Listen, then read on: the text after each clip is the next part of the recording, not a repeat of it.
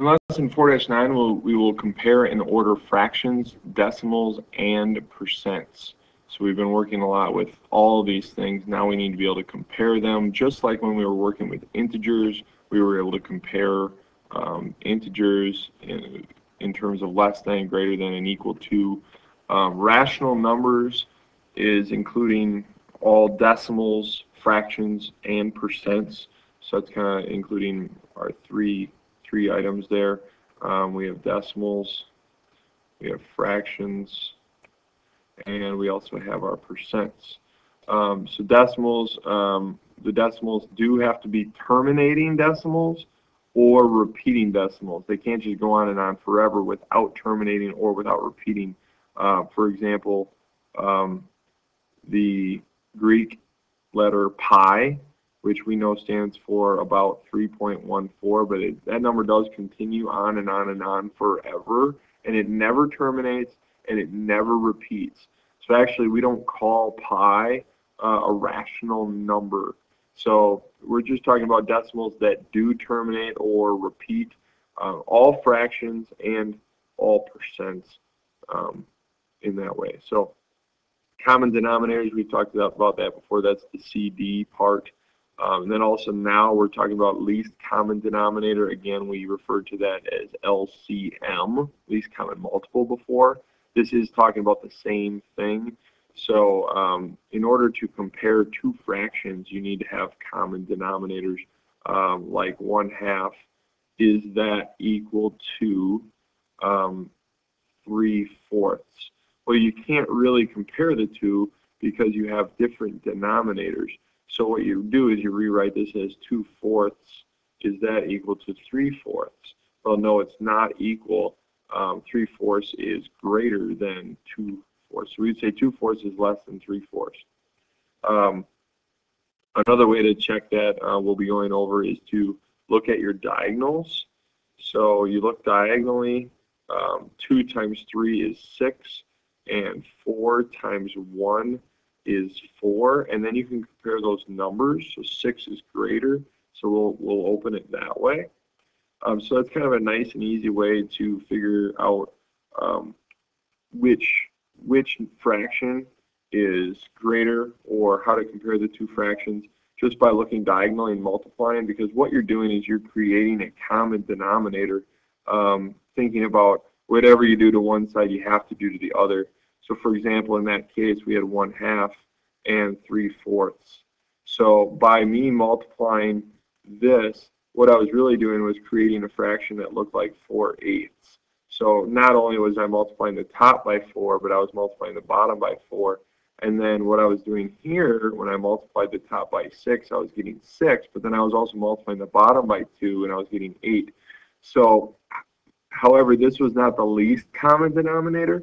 It still created a common denominator, which allowed me to compare the two fractions. And so you don't really need to think about doing all of that when you're comparing fractions. Just go ahead and multiply the diagonal denominator with the diagonal numerator and find your numbers, and then you can compare those, understanding that you're actually making a common denominator, not the least common denominator, but a common denominator, which allows you to compare them. So with this page here, I'm just kind of giving everyone a cheat sheet to be able to change their fractions into decimals, and their decimals into percents, and then their percents into fractions pretty quickly. So here's kind of a list of a lot of common or frequent fractions, decimals, and percents. So if you ever got one, you could kind of look at the decimals or fractions and take a look at this sheet, and hopefully it'll help you maybe look at it a little bit faster. Kind of like a multiplication chart, but it's just kind of a way to reference and look at it quickly and see if you can find one that matches. So we have -3 and 3/8, and if I look at this sheet, I see that I do have 3/8 right here, so that's 0.375. So if I wanted to, I could write -3.375 in there, because that's what it said here. 3/8 is 0.375, and then I have the other number is -3 and 7/8, and 7/8 is 0.875. So I'm comparing negative 3.875. You're also looking at here, whereas the 3 is a smaller number and the 7 is a bigger number. These are common denominators, so I wouldn't expect that you look at the chart here, because once you have common denominators, it's really just comparing the numerators once you do have common numbers in the bottom. So what I need everyone to do here is think of a number line and remember how integers work. And actually, the greater number is the one closest to 0. So what would you rather owe? Would you rather owe $3.37, or would you rather owe $3.87? Well, I would rather owe $3.37 or 38 cents. So in this case, I'm going to use negative 3 and 3/8 is greater than negative 3 and 7/8. And this would be my answer. If you wanted to show it on a number line, you could say, well, here's negative 3, and here's negative 4, and negative 3 and 3/8 would be about right here, and negative 3 and 7/8 would be about right here, and obviously 0 is closer here. So since this is closer to 0, that's actually the greater number here. So for number 2, we have 5/12, so I'm going to go ahead and write that, 5/12 and 7/16. Now, you notice right away, we do not have a common denominator. So we need to have a common denominator in order to compare the two fractions. But if you remember what I said before, all we need to do is look diagonally across, make a multiplication there, and we can make a multiplication happen there and get the numbers. So 5 times 16, okay? If we need to hop to our calculators, that's fine. 5 times 16 is 80. So we can go ahead and write an 80 up here because we did that with the 5.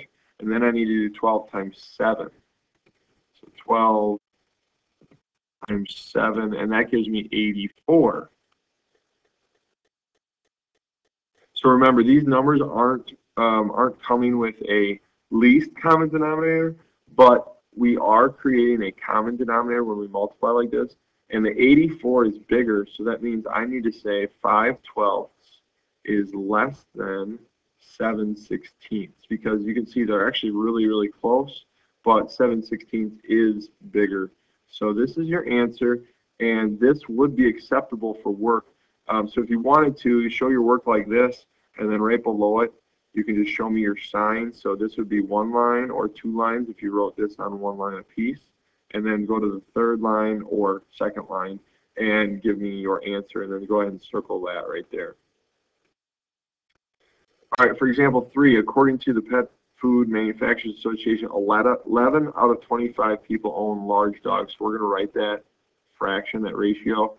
And 13 out of 50 people own medium dogs. Do more people own large or medium dogs? So I'm just going to kind of write a note here that this is medium and this is large dogs, so that way I remember which one I'm talking about. Now, here I don't have a common denominator, but I do notice I can make 25/50 pretty easily, whereas in the last problem I was unable to change 12 to 16 very easily.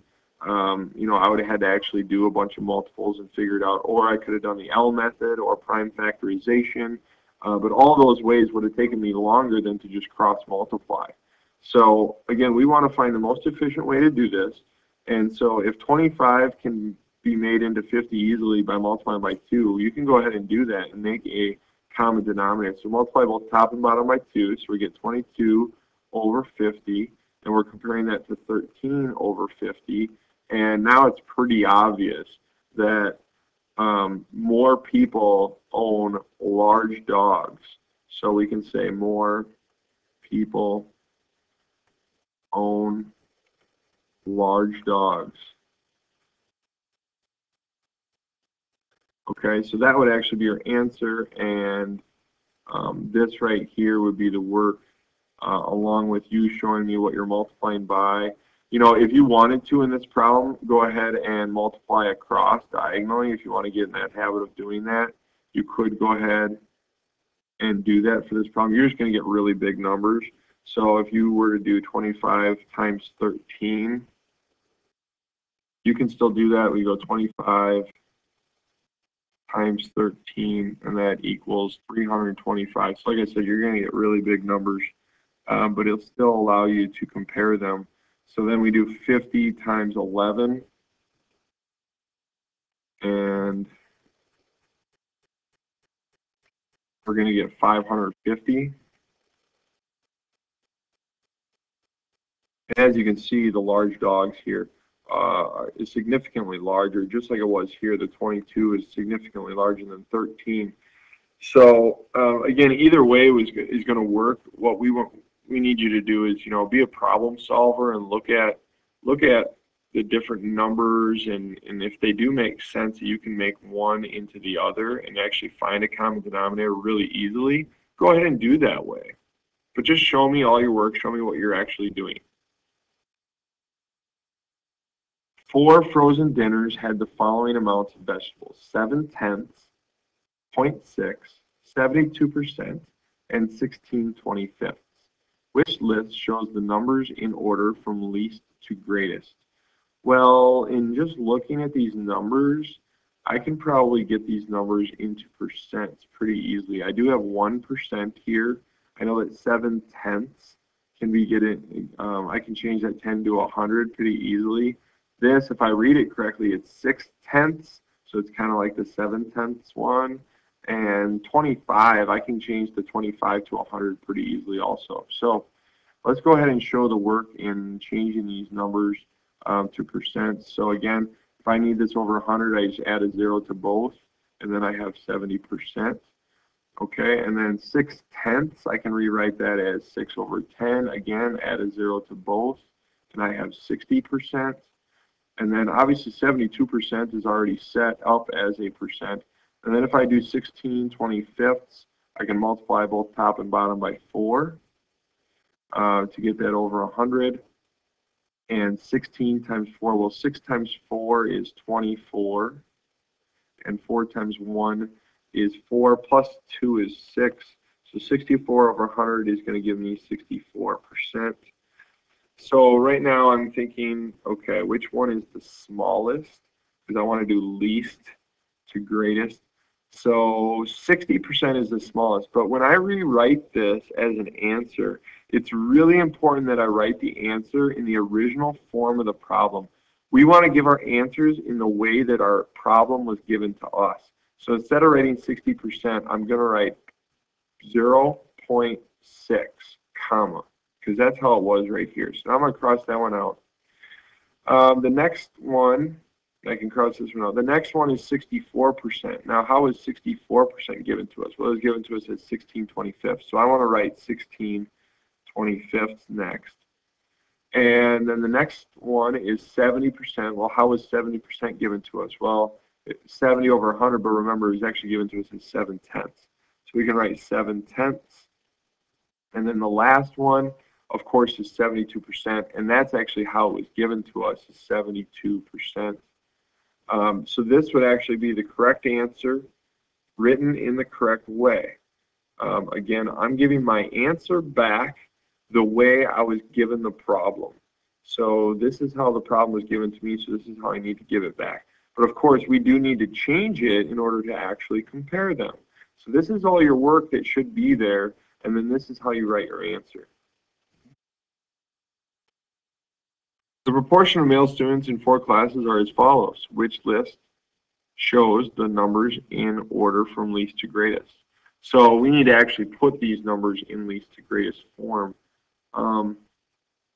It looks like putting them into percent, again, might be an easier way to go, because I know that 11 divided by 20 is probably not going to be a really easy decimal for me.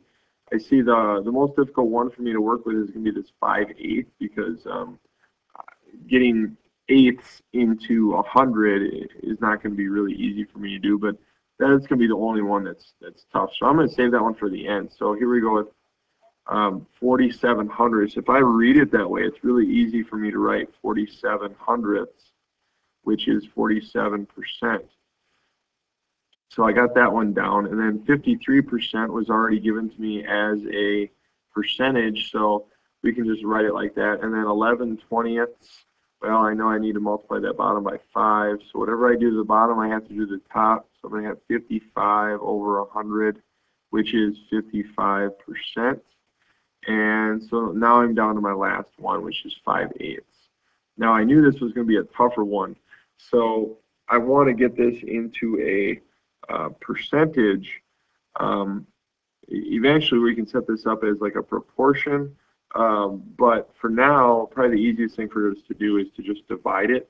So we can take 5 divided by 8, because that's what this bar right here means. This bar means to divide. So 5 divided by 8 is 0.625, and if I write 0.625, 0.625, what I can do to make this a percentage, I just move this decimal 2 places to the right, just like this. So I'm actually going to get 62.5%. So now I can actually compare all my percentages, and I have 47%, 53%, 55%, and 62.5%. So the smallest is 47%. And let's remember how that was written in the beginning. It was written as 0.47. So I can write 0.47. And actually, when I changed that, I could have just done 0.47 and I moved the decimal point 2 places to the right, and I would have been done right away. So that's another way to do it. So 0.47, and then the next number is going to be 53%, and that was already as a percentage, so we can just keep that as a percentage. And then I have 55%. When I look back, we started with 11 over 20, 11/20. And then last but not least, we had 5/8. So 5/8 ended up being 62.5%, which if we went back here, it was written as 5/8. So again, this is the correct way to write your answers, but we did need to make some adjustments and change all of the numbers around in order to be able to compare them. That is our last example for lesson 4-9. If you'd like to watch a few more examples, be sure to check out the online tutors, and also with help for homework, you can look at the step-by-step homework helper on the Moodle site.